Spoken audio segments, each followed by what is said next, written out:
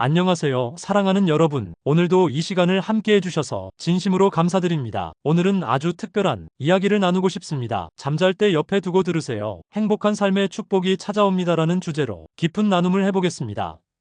편안한 자세로 함께 시작해보세요. 먼저 성경이 말씀의 힘에 대해 어떻게 말하고 있는지 살펴보겠습니다. 히브리서 4장 12절에서 하나님의 말씀은 살아있고 활력이 있어 좌우의 날선 어떤 검보다도 예리하다고 말합니다. 놀랍지 않습니까? 하나님의 말씀이 살아있다고 말씀하고 계십니다. 단순한 글자가 아니라 살아 움직이는 능력이 있다는 것입니다. 잠들기 전 시간은 우리 마음이 가장 열려있는 시간입니다. 하루의 모든 일들을 내려놓고 마음을 비우는 시간이죠. 바로 이 시간에 하나님의 말씀을 듣는다는 것은 정말 특별한 의미가 있습니다. 시편 1편에서 여호와의 율법을 주야로 묵상하는 사람은 시냇가에 심은 나무가 철을 따라 열매를 맺으며 그가 하는 모든 일이 다 형통하리로다라고 약속하고 있습니다. 과학적으로도 흥미로운 사실이 있습니다. 우리 뇌는 잠들기 전에 받아들인 정보를 수면 중에 더 깊이 처리하고 기억합니다. 그렇다면 잠들기 전 마지막에 들은 것이 하나님의 말씀이라면 어떨까요? 우리의 잠재의식 깊은 곳까지 하나님의 말씀이 스며들게 되는 것입니다. 잠언 3장 24절에서 내가 누워도 두려워하지 않겠고 네가 눕는 즉시 내 잠이 달리로다라고 약속하십니다. 하나님의 말씀과 함께하는 잠은 다릅니다. 두려움이 없고 평안한 잠을 잘 수 있다고 약속하고 계십니다. 많은 분들이 잠들기 전 걱정과 근심으로 뒤척입니다. 내일 해야 할 일들,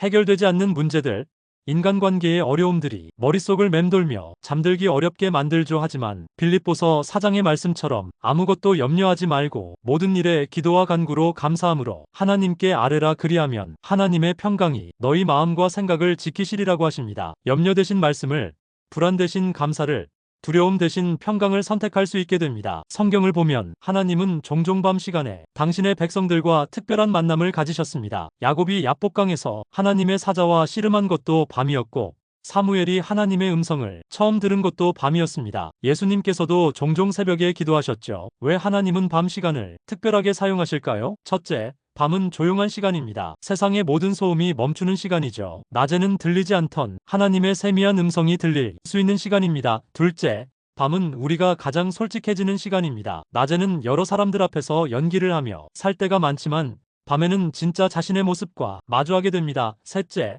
밤은 의존하게 되는 시간입니다. 빛이 없는 어둠 속에서 우리는 자연스럽게 더 큰 존재에 대한 갈망을 느끼게 되죠. 실제로 많은 성도들이 놀라운 간증을 합니다. 한 성도님은 오랫동안 불면증에 시달렸는데 잠들기 전 시편 23편 여호와는 나의 목자시니 내게 부족함이 없으리로다를 들으면서 자연스럽게 평안한 잠에 빠져들게 되었다고 합니다. 그렇다면 잠들기 전 듣기 좋은 성경 말씀들은 어떤 것들이 있을까요? 시편 23편은 하나님의 돌보심에 대한 확신을 주고 시편 91편은 하나님의 보호하심을 약속합니다. 이사야 40장 영원하신 하나님 여호와는 피곤하지 않으시며 곤비하지 않으시면은 지칠 때 새 힘을 주시고 마태복음 11장 수고하고 무거운 짐진 자들아 다 내게로 오라는 예수님의 따뜻한 초대입니다. 이런 말씀들을 어떻게 실제로 활용할 수 있을까요? 먼저 욕심내지 말고 한 구절씩 천천히 들어보세요. 그 말씀이 마음에 스며들도록 시간을 충분히 가지시기 바랍니다. 같은 말씀을 여러 번 들어도 좋습니다. 반복할수록 더 깊이 이해하게 되고 마음에 새겨지게 됩니다. 단순히 듣기만 하는 것이 아니라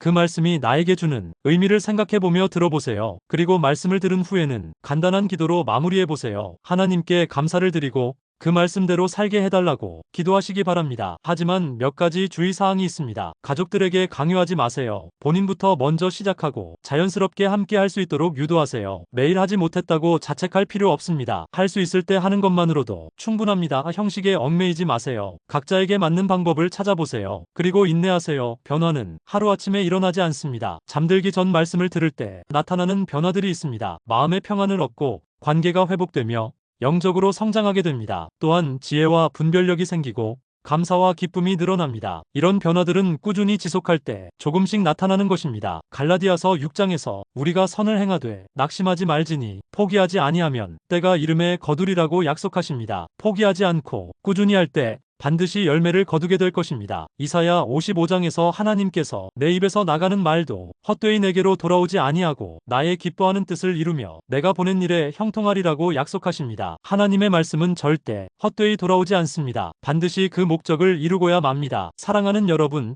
하나님의 말씀은 정말 살아있고 능력이 있습니다. 우리가 그 말씀을 듣고 묵상할 때 놀라운 변화가 일어납니다. 특히 잠들기 전의 시간은 하나님께서 우리에게 주신 특별한 시간입니다. 이 시간을 하나님의 말씀으로 채울 때 우리의 밤은 축복의 시간이 되고 우리의 잠은 평안한 쉼이 됩니다. 잠언 3장의 말씀으로 마무리하겠습니다. 너는 마음을 다하여 여호와를 신뢰하고 내 명철을 의지하지 말라. 너는 범사에 그를 인정하라. 그리하면 내 길을 지도하시리라. 여러분의 모든 길을 하나님께서 지도해 주시기를 축복합니다. 오늘 밤부터 하나님의 말씀과 함께하는 평안한 밤 되시기를 바라며 행복한 삶의 축복이 여러분 모두에게 가득하기를 기도합니다. 감사합니다.